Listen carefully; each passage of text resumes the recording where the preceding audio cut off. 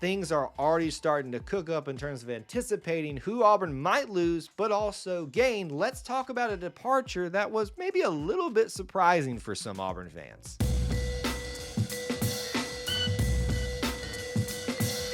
War Eagle, and welcome back to the channel. I'm Kyle here at E2C Network, where we share the whole Auburn experience. As you're watching and listening today, be sure to drop a comment down below about this particular topic that we're talking about. It will help enter you into that ongoing subscriber giveaway for a signed Auburn football prize package. Details are listed in the description link. And we always want to thank members of our booster club like David Wells, who help produce videos like this. All right, let's just talk about it. I know everybody laments the transfer portal, but also loves it sometimes. This is one of those times where you're like, I hate it, because obviously of a somewhat shocking nature of this, Jeffrey Imba deciding to enter his name into the transfer portal when that becomes available on April 15th for everybody in this spring portion of the transfer portal. There are a lot of things to think about and discuss with this bit of news. There are a couple of reasons why I think this comes as somewhat of a shock for some Auburn fans. Let's just kind of put it out there on the table.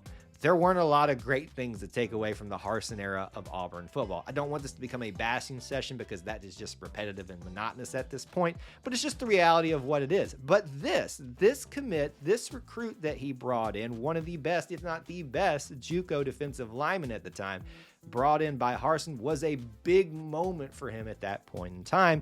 And it actually seemed to be somewhat translating out in the field. Not only did he have the number of former Auburn great Derek Brown, there were some people that were starting to kind of say, this looks like this might be where we're heading.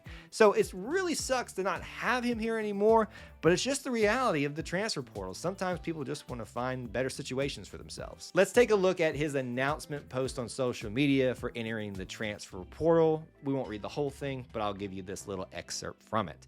Most importantly, I would like to thank the Auburn community for embracing and supporting me throughout my time here. I never felt anything but real love from you since day one.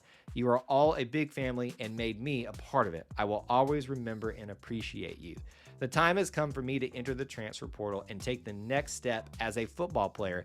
It's time for me to start the next chapter of my life. So obviously this sounds very final, but he leaves with some good feelings towards the Auburn family. And when we talk about news stories where we lose somebody, we want to talk about what's the impact that they left. And for this guy, when you look at the stat sheet here, there's not a lucrative amount of stats. Played in roughly 10 games, 7 total tackles, a sack, and a forced fumble. But he had some pretty good times here as well, and there was a lot of perception of what he might have become here at Auburn. Most notably that Mississippi State game for him with that sack and forced fumble, which was really crucial in a crucial game in Auburn's season at that point in time. And now let's talk about what it means for the Auburn Tigers going forward. And we want to talk about numbers first. This is the third transfer since the beginning of spring to announce their intentions to enter their name into the transfer portal. The first two being Cameron Brown and Desmond Tisdale, and notably all of these guys are defensive guys. The second thing I have for you is based on timing when you're watching this. If you're watching this the day this video is released, the transfer portal will open tomorrow, but maybe you're watching this since it has opened.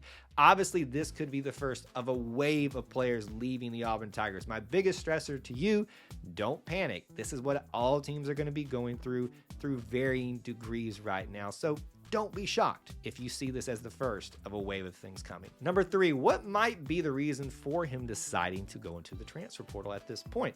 Could be because of the plethora of talent that we brought at his position in the last transfer portal. You got names like Messiah Nasili Kite, Lawrence Johnson, Justin Rogers, all of that, and after a reevaluation period with the spring portion now being wrapped up, maybe he has taken some time to really rethink what's best for him, seeing the talent that is there. Number 4, I do think that what this means for Auburn fans is you should really respect him for what he did, the way he went about things, because he could have just said, peace, I'm out of here. He was a big Harsin guy. As we've already talked about, he was a really big fanfare in terms of recruiting for Harsin, because we've all seen that video where they were hugging and all that.